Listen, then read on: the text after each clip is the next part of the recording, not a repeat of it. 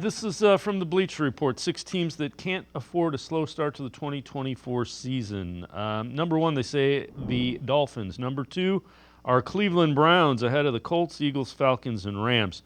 Rationale, an 0-2 start followed by even so-so run through the Giants, Raiders, Commanders, and Eagles could leave Kevin Stefanski's squad too deep in trouble for outings with Bengals and Ravens later in the year.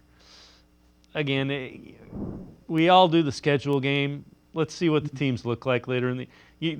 Tell me, is Jamar Chase going to be practicing later in the year? Because apparently he don't want to practice and he wants a new contract before he sets foot on the field. But yeah, the Browns have to get off to a good start. We've said that all along.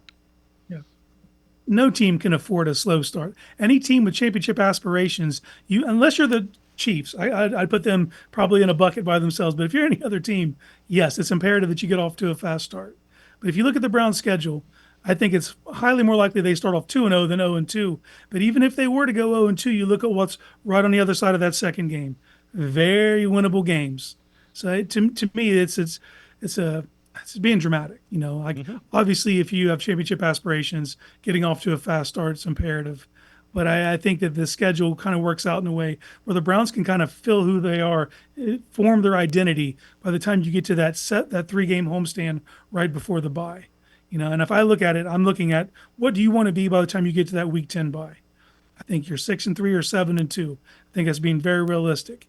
And then the schedule does get immensely harder on the other side. But I don't think 0-2 is very likely at all.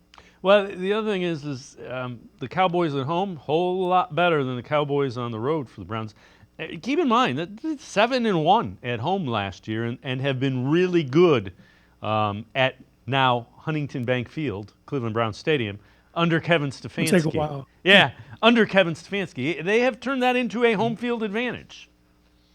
Yeah, and I think it really starts with what the defense has been able to do at home, especially last season. So to be able to start the season at home with this defense. Now, I do think the Cowboys have a very formidable passing offense. I don't know what they're going to be able to do in the run game, but if you look at that passing offense, it's formidable. But to get them at home, that's a huge bonus. And I think that you're going to be able to kind of choke them out just based on the way this defense plays. And I for that reason alone, I would think that they get off to a fast start.